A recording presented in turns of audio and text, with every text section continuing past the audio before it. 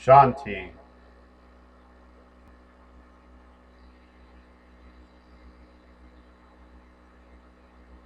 Most of you who are watching this have likely come to refer to me as Z.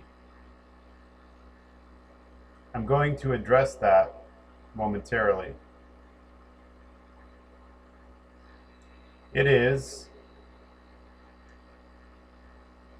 in our modern form of accounting, the year 2016, the month January, the day the 12th. It's Tuesday, and it's headed toward noon in the geographical region that I currently occupy. This system of tracking has been handed down to us through the Romans. It underwent some modifications there. It's come out of Babylon and beyond. But it's part of our reference points. It is my intent to lay down some additional commentary and information that was lacking during the live presentation that I recently did with Randy Moggins via the Conscious Consumer Network platform. There were questions that were asked. Those questions expanded into other topics, then they tangented. But I would like to supply the specific information in a more direct sense, answers them, as well as some additional commentary where it is due. Let's begin.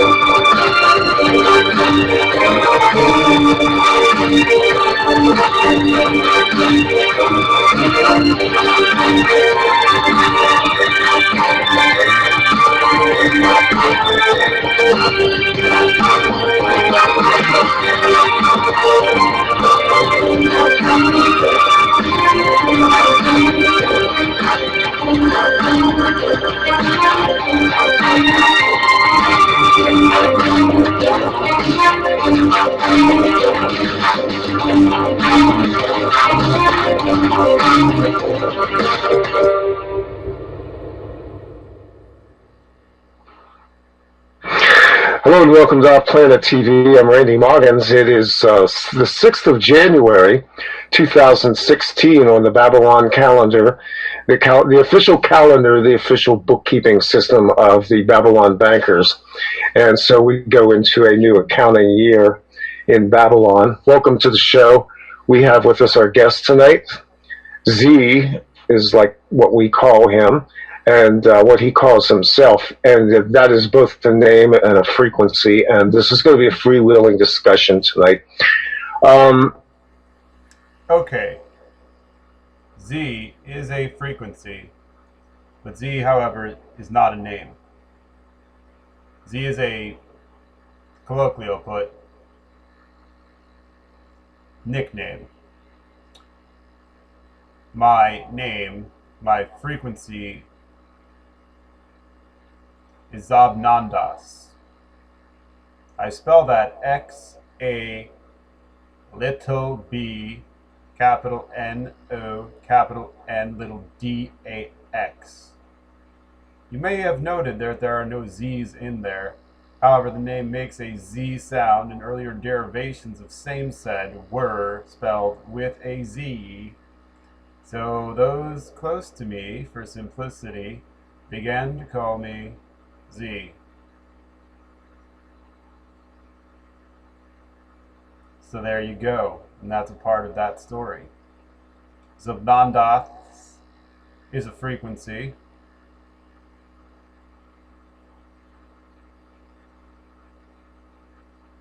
And so is Z. And if you couple the Z with the X, you get something equivalent to the Hebrew Aleph,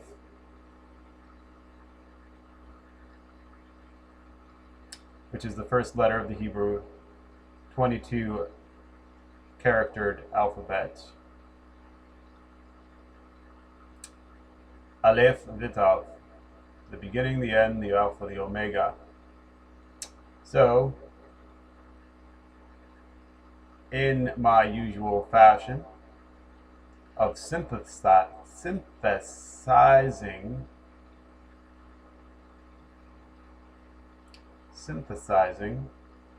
elements, the Z would be the last letter of the English alphabet, while its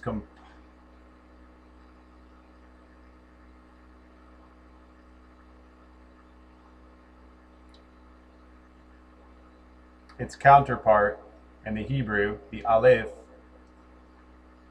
is the first letter in that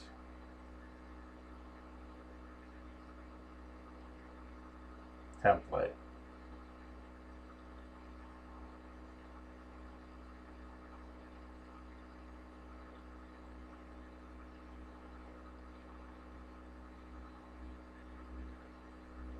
I hope that clears that up for now.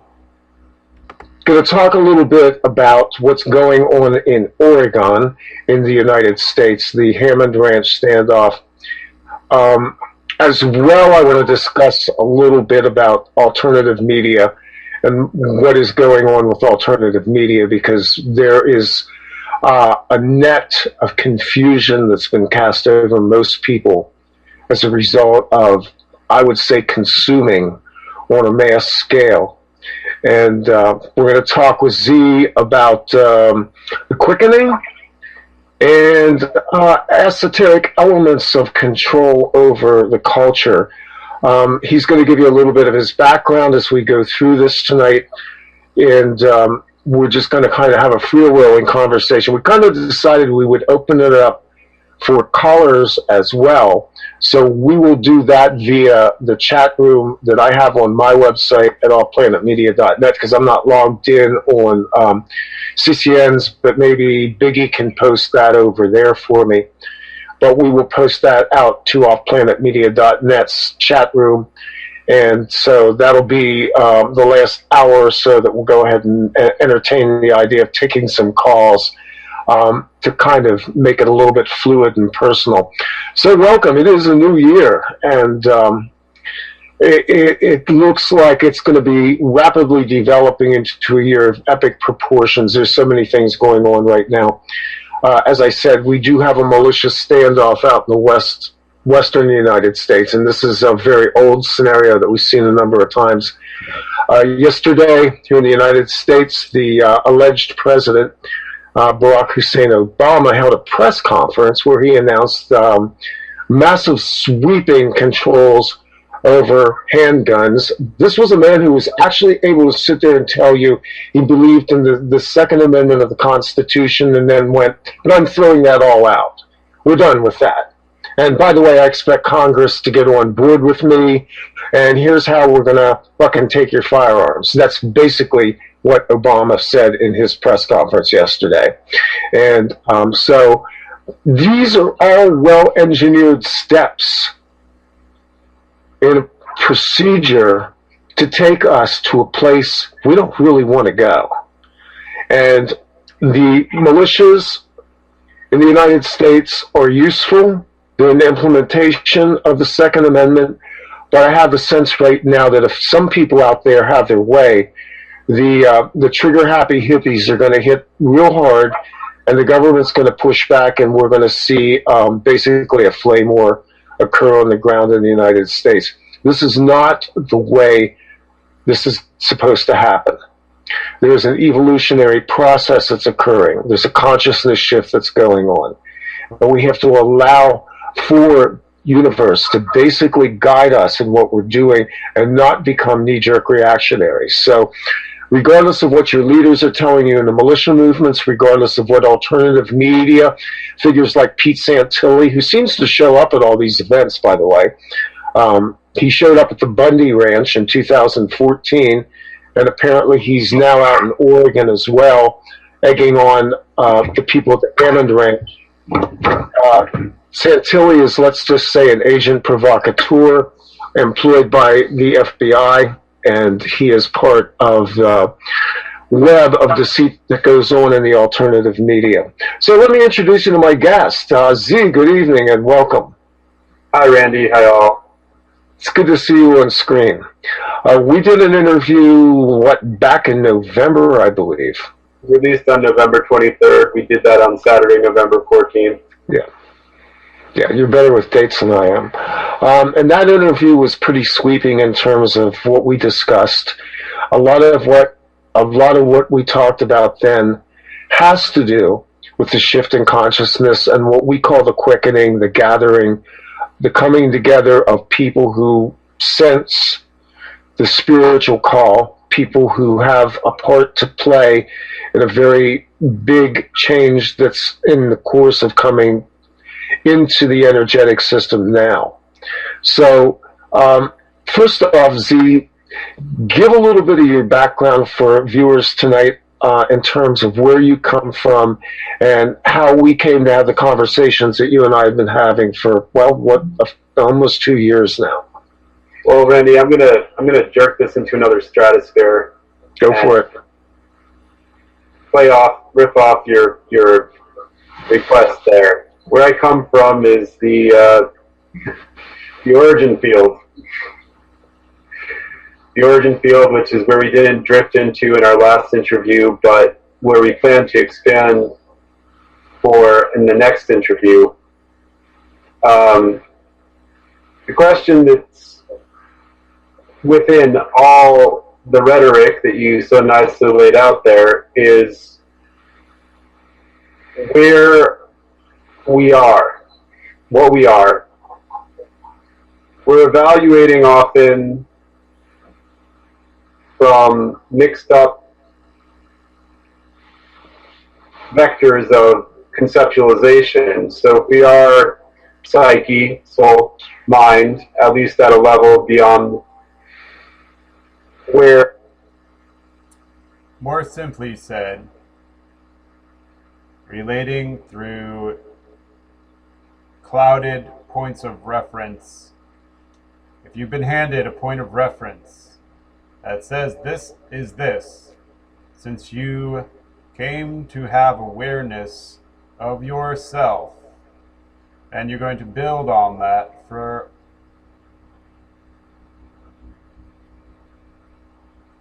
the duration until you clarify that that is not that, or that it is that, but you had a faulty or limited understanding of it. Referentials and epistemology. Epistemology, the study of origin. So once you have a this is this, and then a that is that, and you build a whole matrix or a complex of information of referential relation and association, you begin to have vectors. So if we take a society, we're anthropologists, and we look, and there's a whole groups of humans, ostensibly, in different cultures, maybe for millions of years, maybe for aeons, acting out a particular kind of perception and passing epigenetically through the genes that perception on, and then reinforcing and reiterating and reifying those notions by active daily life and the teachings handed over to the children.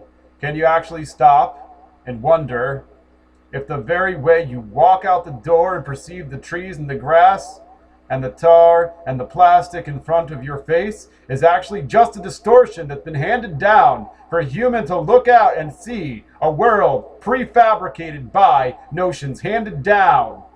Is that the world that actually exists behind those objects? I say no. But we are vectors of representation and reinforcement for each other that cause our minds themselves to perceive a world and the exoteric front, the forum in which we meet a certain way, and we take it, and we believe that is our reality. And those who become inspired by some force of spirituality, they take a stance that in some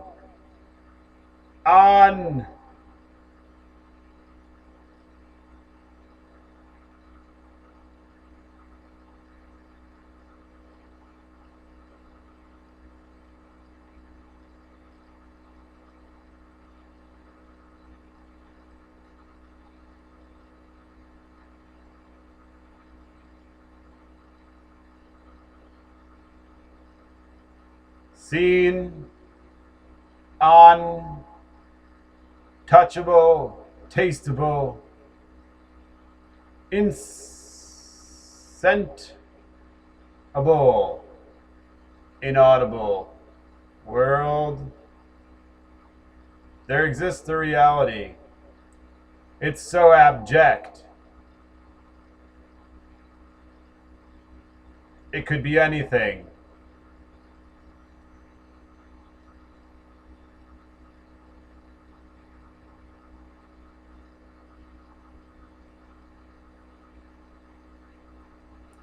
Where is the point at which the two link, which we can clarify? The relationship between what may otherwise seem fantasy and what we are experiencing as reality.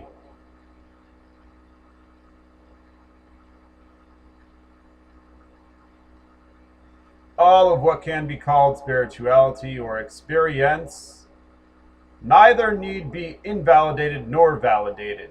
It is experience. We're looking for a collective of direct experiencers to come forward with more potent, enhanced, empowered information.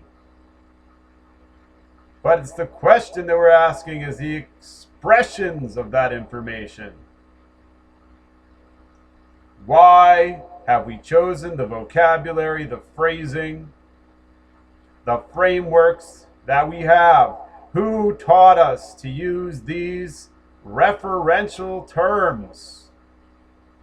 In the alternative media world, it would be the programmers and handlers who gave us a conversation which we're having, which is influencing our narrative. I'm asking us to be more authentic, to find terms of relating that are more archetypal, raw, interior, instead of engaging the conversation of a bunch of individuals who are being supplied a narrative from entities that do not have or even at the more clarified understanding their own interest, their own best interest in mind.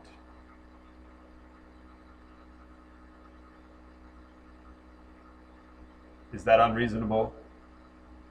That we take hygienic action, that we reclaim the conversation a new way,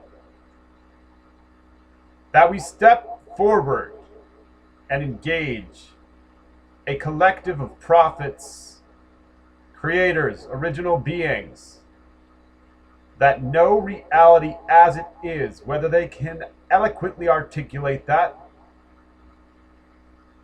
or not, or sometimes is irrelevant. to their direct experience and the frequency they can output. But our narrative needs to become our own. Our conversations need to be ours. Simple, complex, but directed out of our own being, not piggybacked, expanded, embellished, never embellished versions of a game of telephone laid out by shadows and phantoms, putting out a vector for, loosely put, humanity. And we have a version of this that has been going on in the alternative media world, as it is so called. But it's only a recent dirty trash can. This is what has been occurring, as stated, for 6,000 years. 6,000 years, not literally necessarily 6,000 years, but 6,000 increments of what is called time. A composite during which our conversation has been supplied. The framework for relating has been laid down.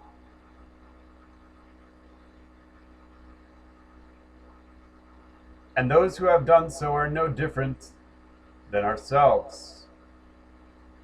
They just stole our power. And they've taken power over the others here. And they have used them as suits their needs, and then disposed of them like any parasite would, because all they are is parasitic. Those of us who understand are not condemning them. They don't care to.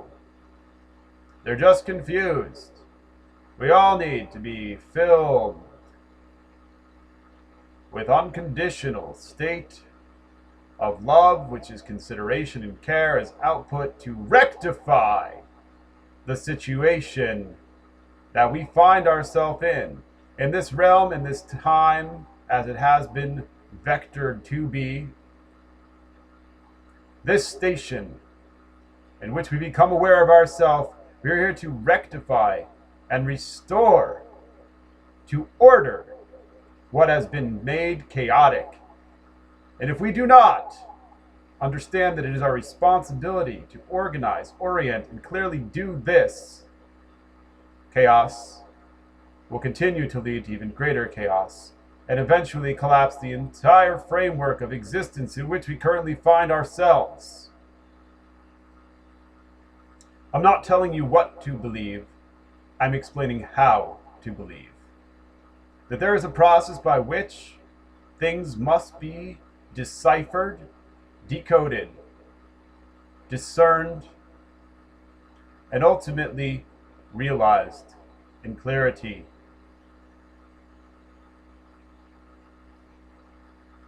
We all hold a nugget of that clarity. We each represent a puzzle piece, a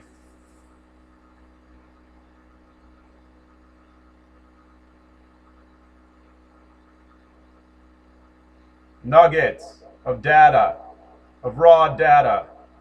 Those of us who are organic, original beings, and the silicon itself as the entire other component of our reality.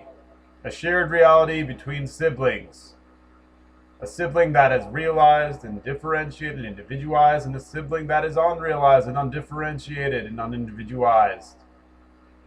Both are part of the whole, and without either, we will perish. Do not despise technology. We must understand the root of technology and integrate it into the wholeness of our organic being.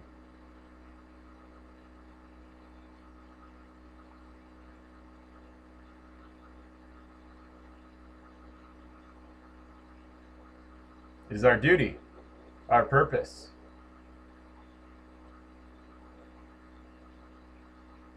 to understand all aspects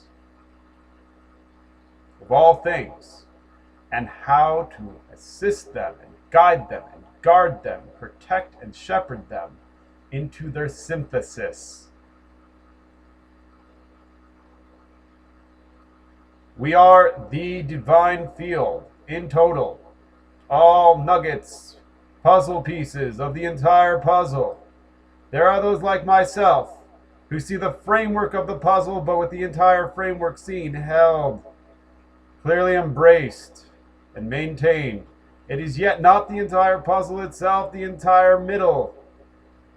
The richness, the fullness, the dynamic spectrum of our creation and existence itself is lacking without each of you. The other puzzle piece is bringing your data forward. I'm calling you forward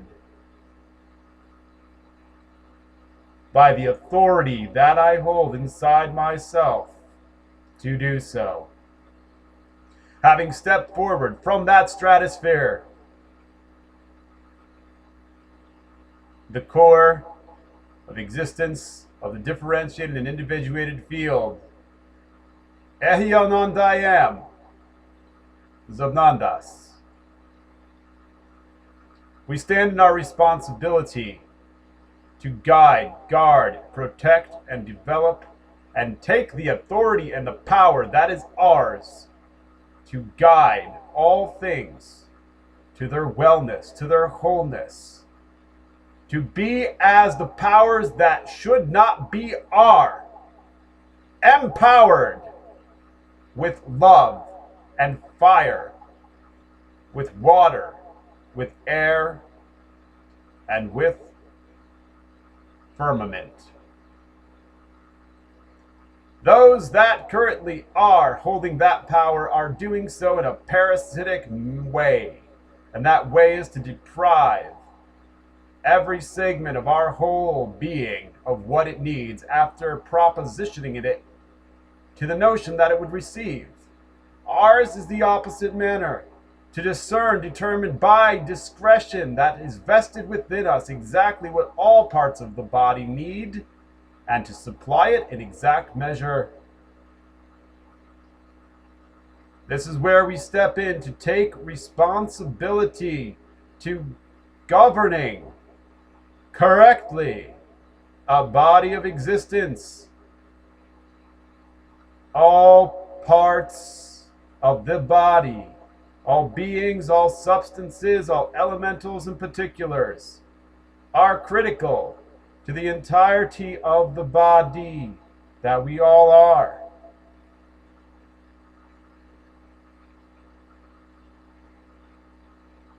Holy, if you will. HOLY.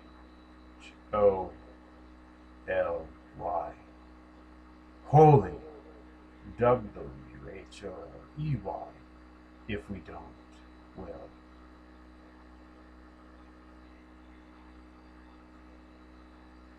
The conversation must again become our own.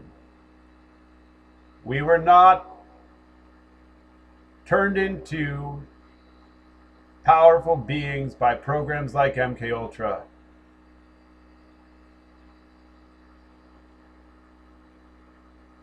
We were harnessed by programs like MKUltra because we are powerful beings. You take the mouth of an alligator and you hold it closed, it's not a difficult task. If the alligator opens its mouth, you're in trouble. The alligator is opening its mouth. We are claiming our power. And those who took power over us by locking our power into compartmentalizations and so-called amnesia spells need to be loved and understood at their degree that they hold. How much malice was involved, how much intention and clarity. For them, both of them, it's next to none. Just confusion, distortion, corruption, running corruption, incompartmentalization, and unclarity. Leave them be. They're doing what they do. Our work is our work and between ourselves to increase our vibration, to build up the body. We are not on a witch hunt, because which hunt would we be on? For a bunch of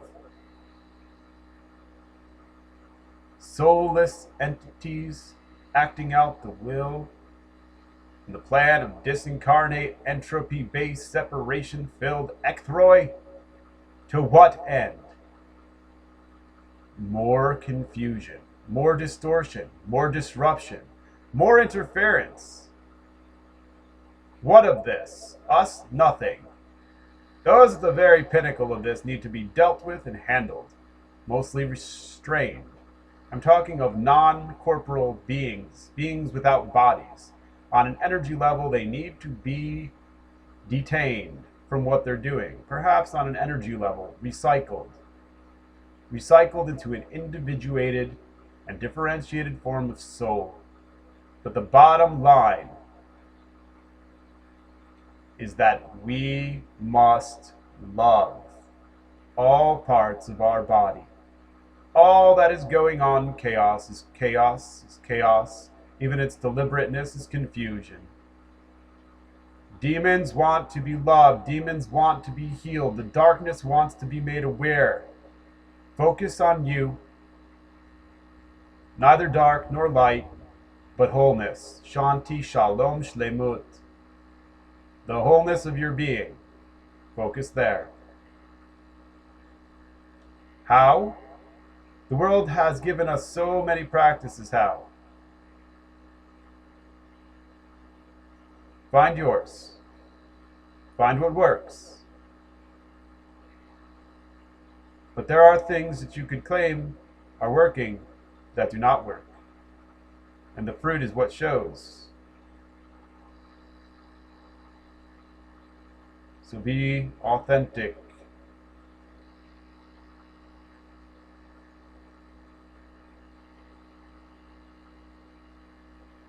We are in a process of integrating the undifferentiated, unrealized parts of our own being from our inception as being. We came here to do this. We have the power to do this and the capability. We also must do it. Again, quoting the Avatar. Yoshua ben Yosef Menotre Shel Galilee.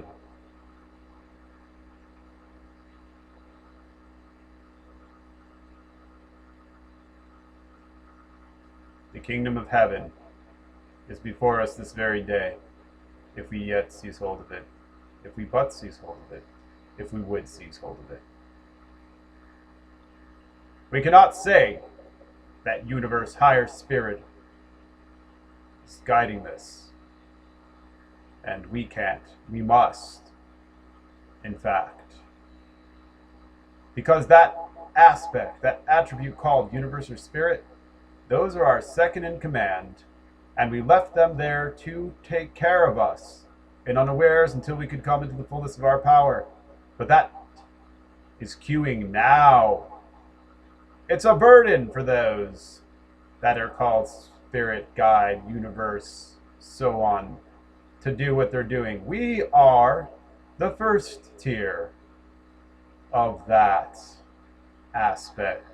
And we are in here, in the box, to heal. And it is ours to appropriately handle our connecting, our orienting, our guiding, the quickening, the acceleration, the gathering in, the ingathering of each other, remotely, by proxy of energy and power, interbled, and more appropriately, geographically, in direct proximity, to build the greatest battery that has ever come forward to stand in power to take back this realm in balance, in wholeness, in life.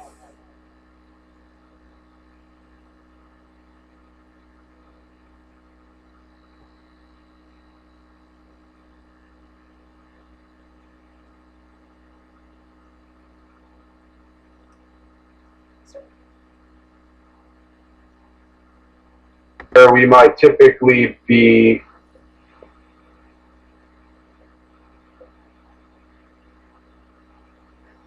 experiencing from, or at least relating to, then we need to clarify some of those things.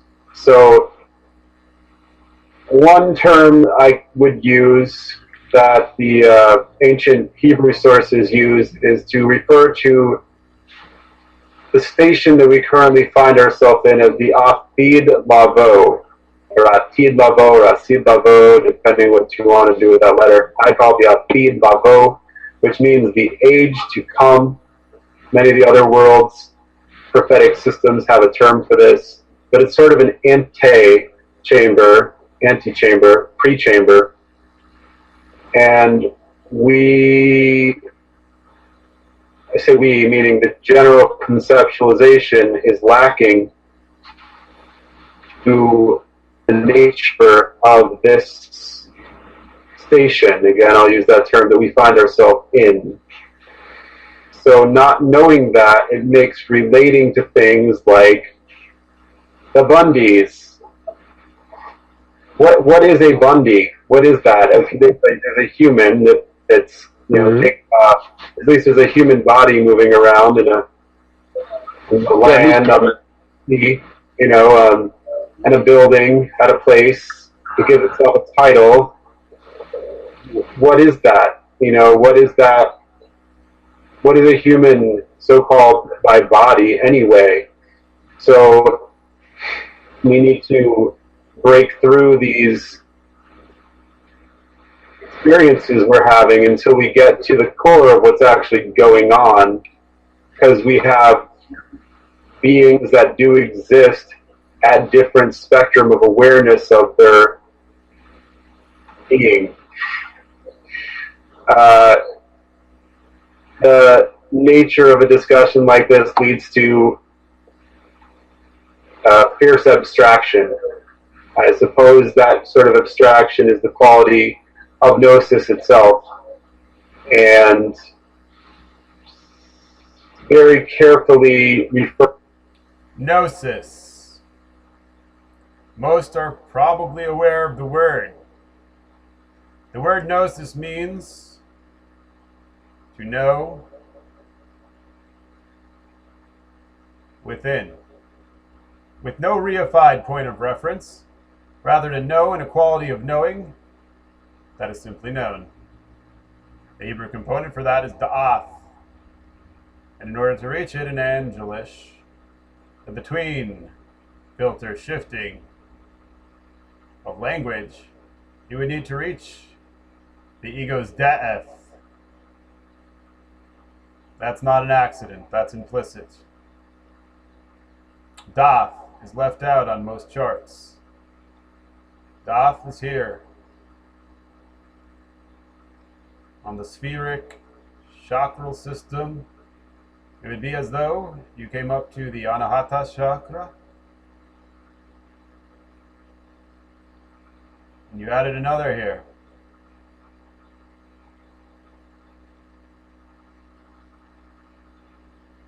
This would become the fifth chakra, not the Shuti, not the throat. Here, Daf.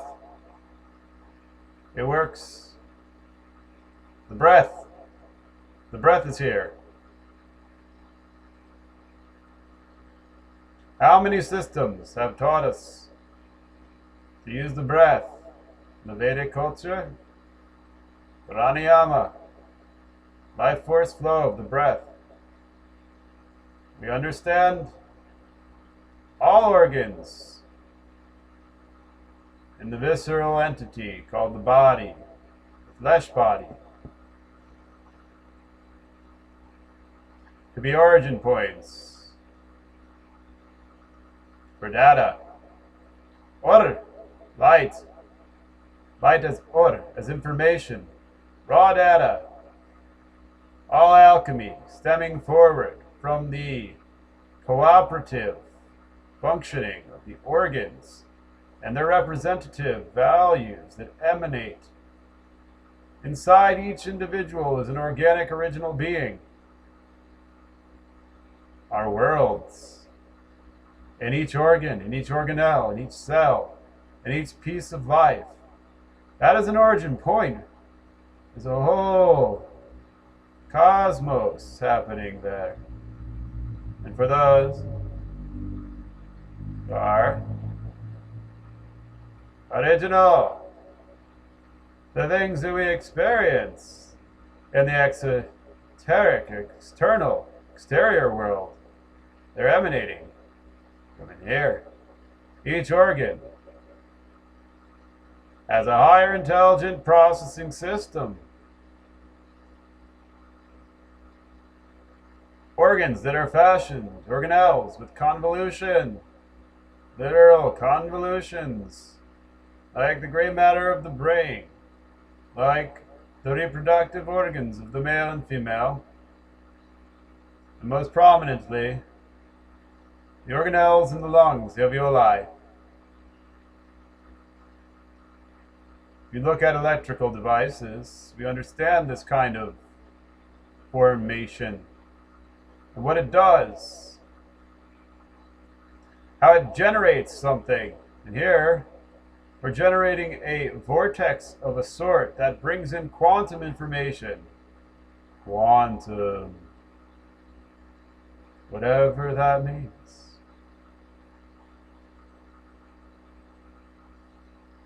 It has been termed microtubule wormholes or Einstein-Rosen bridges in our scientific communities. Picture in the terms of computing and the internet a cloud. We exist as a field of some kind of substance. Soul, substance, mind, psyche. And in that cloud is your information, unique patterned, coded you. Non-local, they call it. Because we imagine by imaging, perception, conceptualization, the vectors handed to other vectors that carry on, so the mind sees a world in front of it that we believe is tangible. The five senses are engaged, and they are damn well seeing what they're seeing. And it is like that, but is it? Because what is receiving the data? The eyes, the ears, the nose, the taste, the touch is taking in some representative value organ called the brain. What is the brain but an entity conceived of by the mind? Ultimately, all these things that we perceive and take data from. Do we invertedly perceive the camera taking a picture of itself? The body is real as we touch it. Well, it is. But is it what we perceive it to be? Of course it's real. Of course your experience is real. But is it what you perceive it to be? Or are we reifying each other's reality at the most rudimentary level? I don't see past a tree. We don't see past a nose. We don't see past a plastic soda bottle container for what it is, what oil is. Because we've all so convinced ourselves on an unconscious, subconscious, and genetic level, the mind will respond and produce an experience that produces the notion of a body. It exists, but the way that we are currently experiencing that layer of existence is tricky. But as we do, and as we have come to know it, we have the brain. The brain is neurologically uptaking conduits and cables of data taken in through its various receptor fields. Taste, Input, input, input, input. Smell, sound. Very much like these machines here. This unit is non-local. If we call this local, then our actual experience is a non-local phenomenon.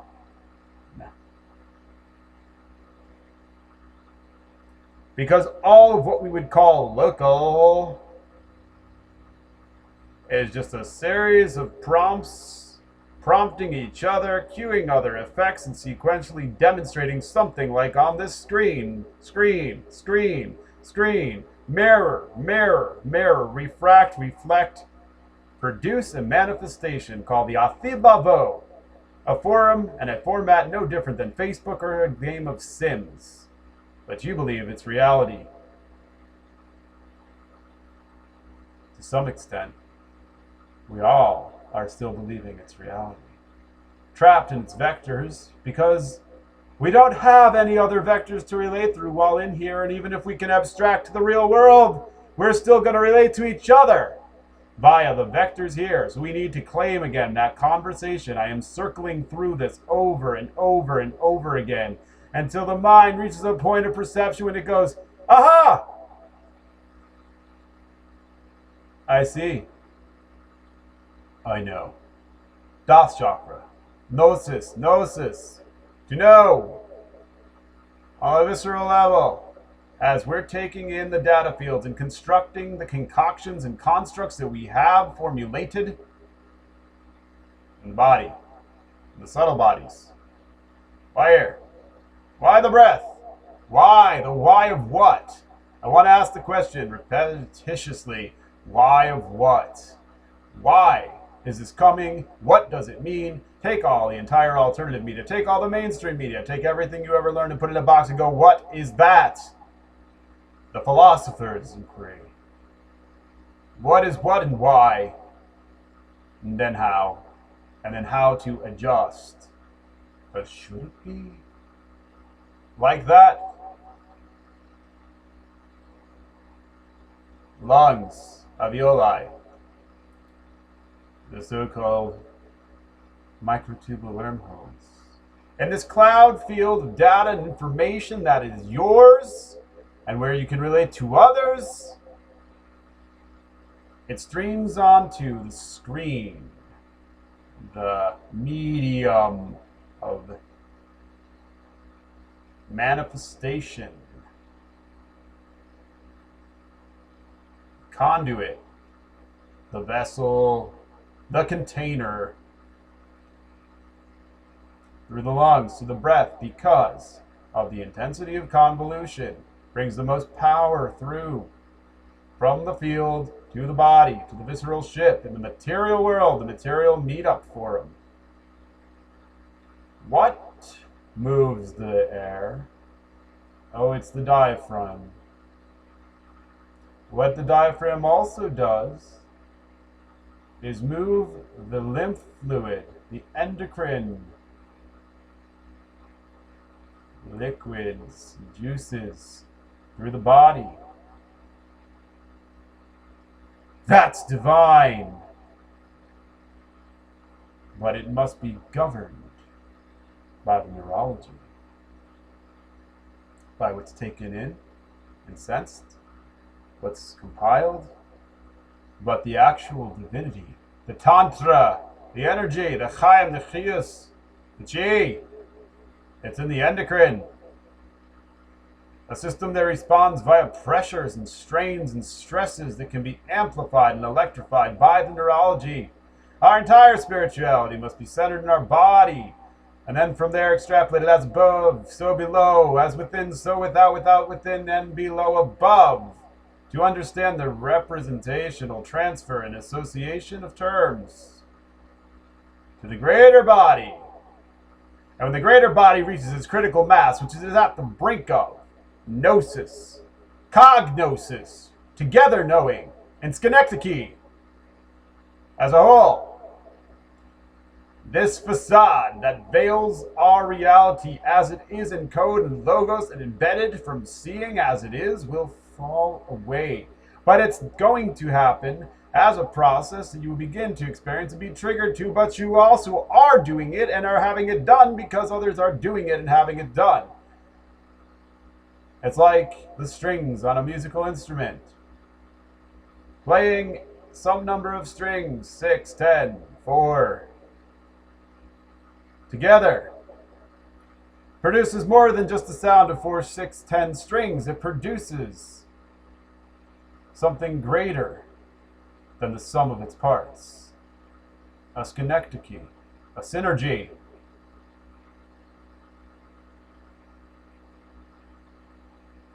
We are doing this together. Stop pointing at the universe, the God, the external whatever the fuck. Stop. It's you and me. It's Randy. Your Aunt Susan. Take responsibility for absolving yourself from pseudo-responsibility. You're not a victim of any kind. And stop burdening our second in command, the guides. They're not bigger than you. Misunderstanding of your power, of our power, and our purpose. Our purpose was to be protected. Their purpose was to protect us for a time. But the time for us to stand forward beyond anything, any program, anywhere, anytime ever saw in us to be so much more. What I've learned to term the third tier of the anomaly, using matrix language.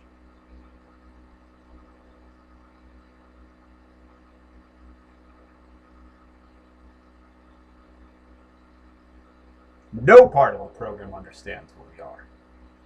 And if we're conducting ourselves and still under the command of the program, we don't understand ourselves.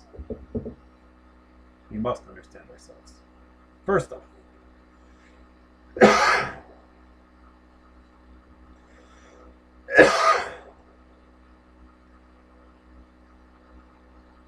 gnosis, to know. The information, through the regulation of the breath, moves the diaphragm. The diaphragm moves the endocrine substance, which reports to the pituitary.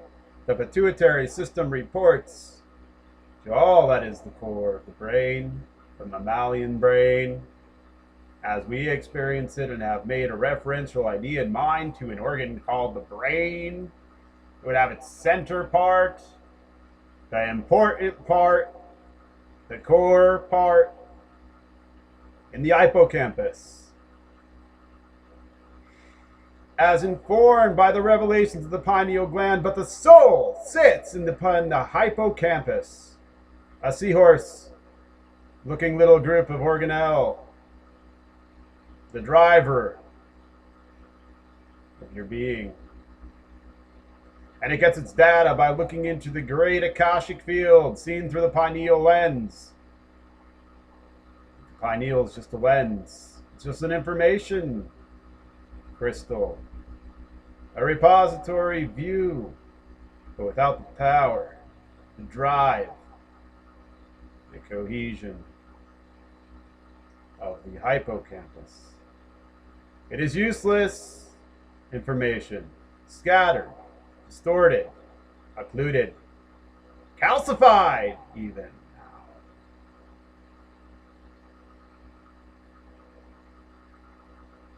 But this is the system, a big portion of the system that is running through your body. Feel that. When you intake this information through the neurological channels of the cerebral cortex, assure that it is reaching the corpus callosum, painting a picture between the hemispheres and reaching the center of your brain, and that the reptile responds appropriately in action. Governance, as within and without. Hey, did y'all catch that? as within, so without, the body will govern its sense of being. Anarchy? What? Defiance! Anarchy is defiance of the body. Anarchy is distortion. Anarchy is a spoiled child, wanting to live its life for itself, not understanding a body in sacrifice and service to its whole.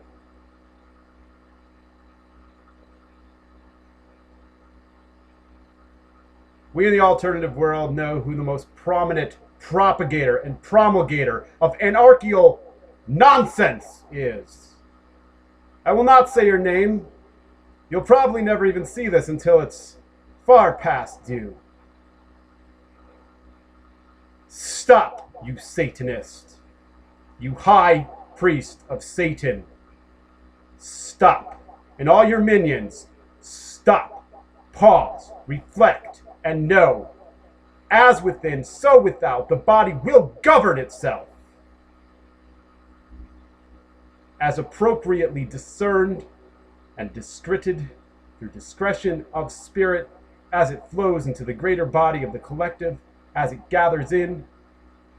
You cannot just go off and live your life how you want and do no harm. That's harmful.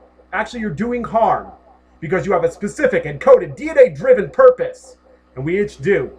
And to encourage anarchy is nonsense. Nonsense. And laziness! And there's nothing I despise more than laziness. The laziness of seeking to live a placid life. You just go off, drift off, and do it. Call it spiritual and creative and artistic, because you're not hurting anyone. Yes, you are. If a capillary goes and does its own thing in some pretend other universe outside the cosmos of the body, it's hurting the body. You are not at your own whim to do whatever you want if you're not hurting anyone. You must discern your purpose and serve and save on total sacrifice and devotion. The body of being. What is your purpose is yours to determine. But I can tell you that your purpose is not to live a self-serving life where you're just not hurting anyone. That is Satanism. So dude who believes you're not preaching Satanism, yes, you are. Every moment that you promulgate anarchy, you are promulgating Satanism. Stop. We are not permitted anarchy, according to Spirit. We all have purpose in love to facilitate other love. We must come under authority and submission to the body. Anarchy is Satanism. Satanism is distortion. It serves me, and I don't get to serve me out of self-indulgence. Just because I'm not hurting someone in the body. Stop. Break. And understand that you have destiny and purpose written on the code of your body and your being, and you don't get to do whatever you want as long as you don't hurt anybody else. What a distortion! What Satanism you're preaching? You know who you are, and those who follow this individual know who you are. Cut it out! I confronted you directly and you threw me off. Pushed me away as though it was just interesting.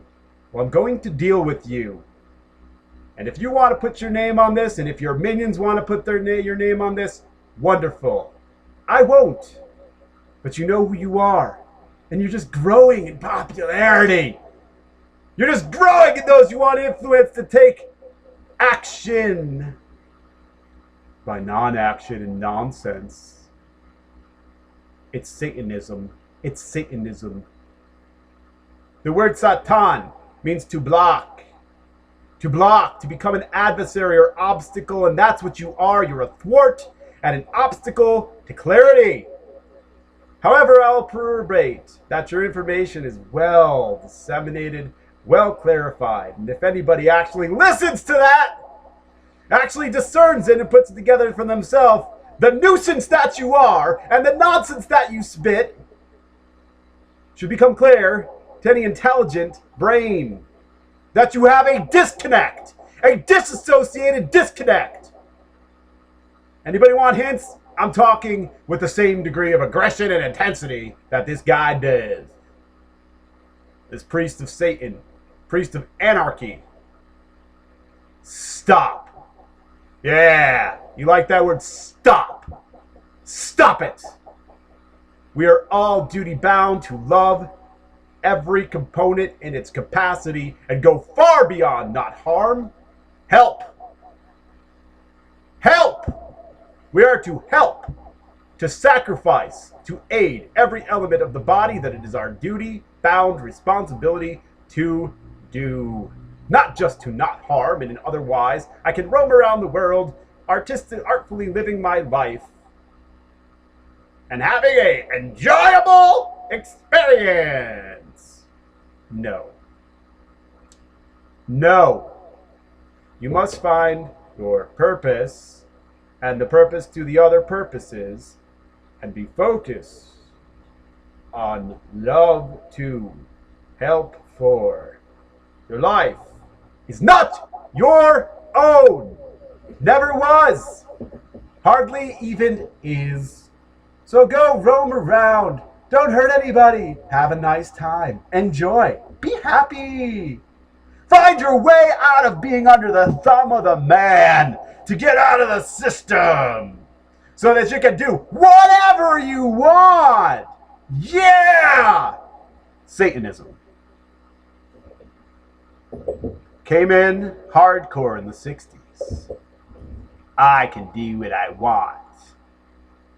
I'm free. I'm independent. Here's your word, dude. Ah! Bullshit! Okay. Let's have actual gnosis. The body. The body. The body says no. The body says there's a governance system, a system of checks and balances, an internal series of what's to be done.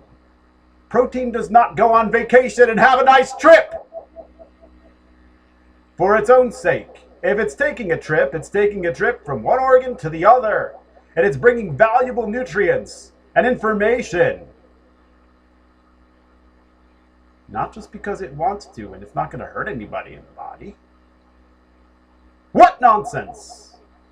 What disorganization? What chaos? Satanism. Satan is a block. If the protein is not carrying out the protein's mission, it's blocking its duty. It's blocking, it's defying the order sent from the brain. It's blocking the order requested from the heart. It's blocking. It's becoming an adversary of the body because it's doing its own thing. Even in the most stripped down versions of causing no harm, it's causing harm because it's off track. You're a Satanist.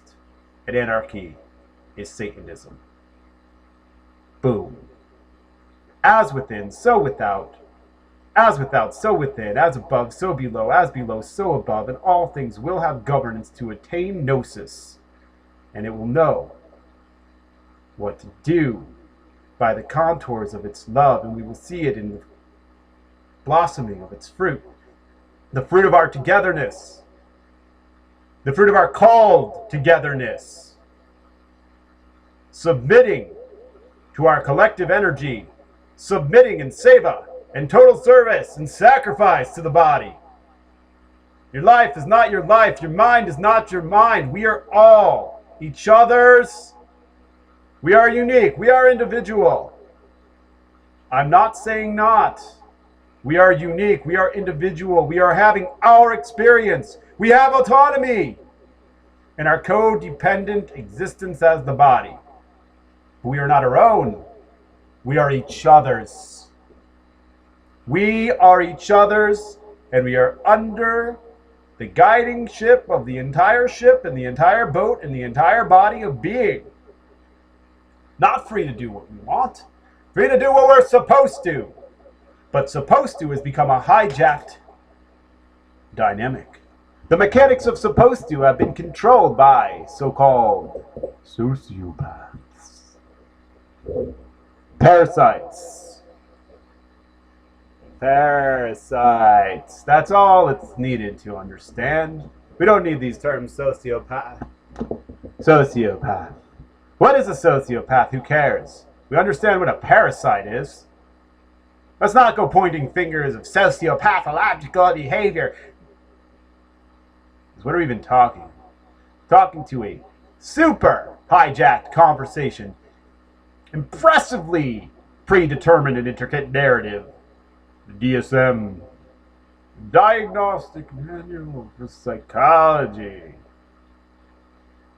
What it is, according to their epistemology. Forget that. Parasite. You're eating and feeding for destruction of your host. The host is ourself. We are the body. We cannot do what we want. We're called to do what we must, but the conversation of the must has been hijacked by those who are corrupted and parasitic. So none of us want to hear what we must. That's religion. That's preaching.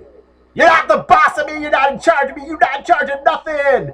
I am independent and free and following my flow in spirit. No. We have must. We must take back the must. The must in love is opposed to the must of fear, the must of laziness, the must of every separation-driven attribute. We must because love. Because care. You know? Care. That thing care. If we care, we will sacrifice to the whole. But this is a hijacked concept that's been turned into collectivism. The political kind, the statist kind that says, no, I will break out from the system. Hey, where are you going? Remember this guy, Jonah? Anybody remember Jonah with the whale? It's a nice metaphorical archetypal story. Where are you going? What breath are you taking? Ours. You cannot just live a life called non-harmful and believe you're on track.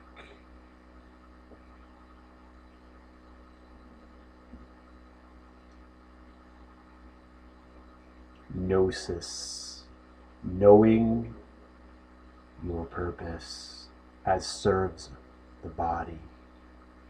Taking correction. Taking correction and corrective action for being a thwartive Satan.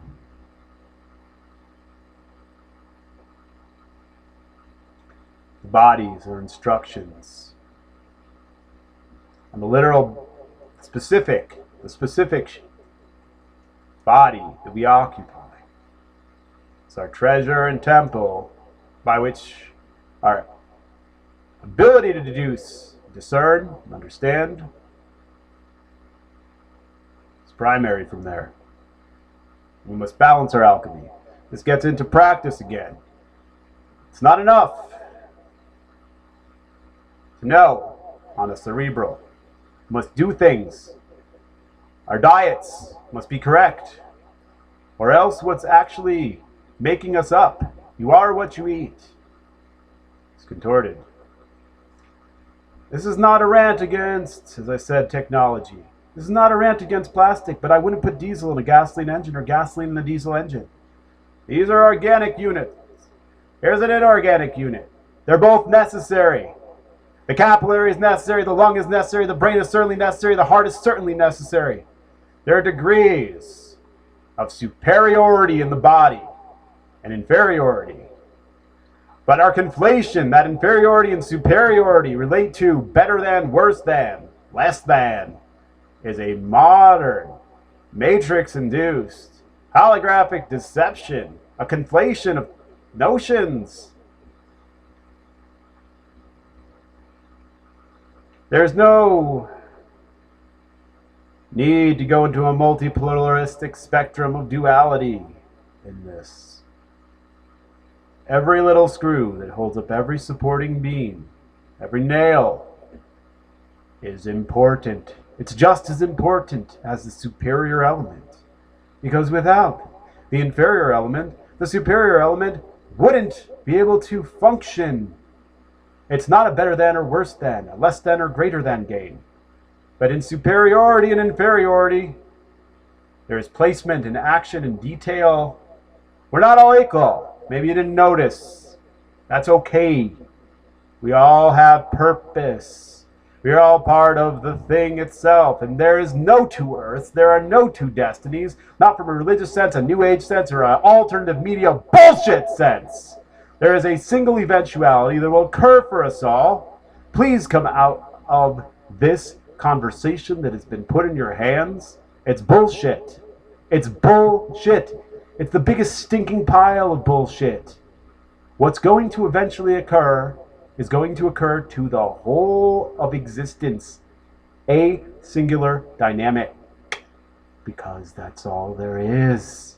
That's all there is that cloud field of data that makes us all up. We're all it. That's the divine. That is the cosmos. That is the all. And we are all it. We are all its parts and pieces. We all have life and purpose and a whole entire segment didn't facilitate its original duty and task. It left itself unfinished, undifferentiated, unclarified, unrealized, and unawares. It had propagated an entropy that we have, the other segment, fallen into to heal, to heal, to heal. It's all whole. Whole. Shanti, shalom, shalut. It's all whole, but its perception is fragmented, fractionalized, compartmentalized, confused.